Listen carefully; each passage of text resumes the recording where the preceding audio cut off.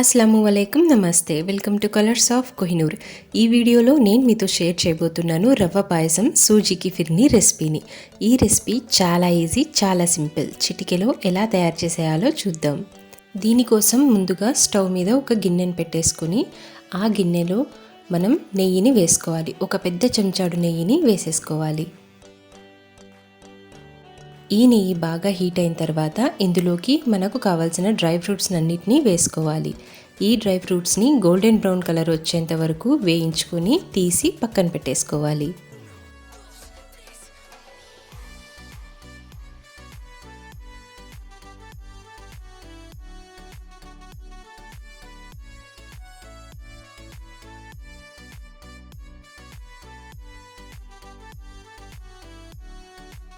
ఇప్పుడు అదే ఆయిల్లో మనం ఒక హాఫ్ కప్ రవ్వని బాగా ఫ్రై చేసుకోవాలి. ఈ రవ్వను బాగా గోల్డెన్ బ్రౌన్ కలర్ వచ్చేంత వరకు ఫ్రై చేసుకోవాలి. ఒక కమ్మటి వాసన వచ్చేంత వరకు కూడా దీన్ని బాగా ఫ్రై చేసుకోవాలి.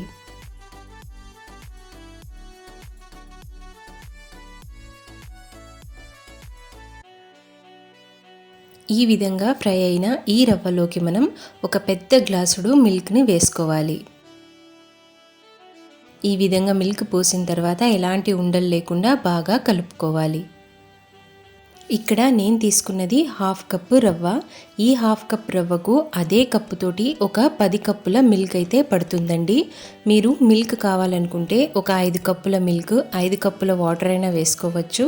లేకపోతే 7 కప్స్ మిల్క్ అలాగే 3 కప్స్ వాటర్ని వేసుకోవచ్చు.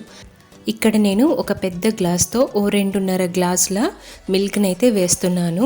ఈ 2.5 గ్లాసులు నాకు 10 కప్పులతో సమానమండి. ఈ విధంగా మీరు చేసేటప్పుడు హాఫ్ కప్ రవ్వకు మీరు 10 గ్లాసుల మిల్క్ని వేసుకోవాలి.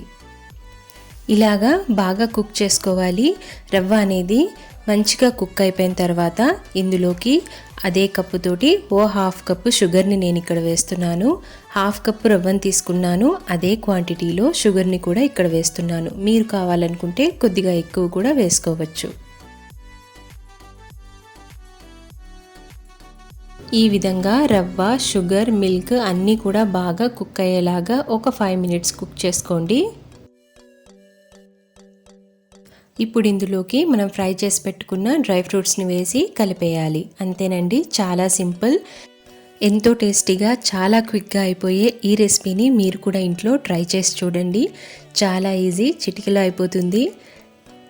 ఈ వీడియో మీకు ఎలా అనిపించింది కామెంట్ చేసి చెప్పండి. నచ్చితే లైక్ చేయండి, మీ ఫ్రెండ్స్కి, ఫ్యామిలీ మెంబర్స్కి షేర్ చేయండి. ఇంకా నా ఛానల్లో బోల్డ్ అని రెసిపీస్ ఉన్నాయి, ఇంకా ఇంట్రెస్టింగ్ వీడియోస్ ఉన్నాయి.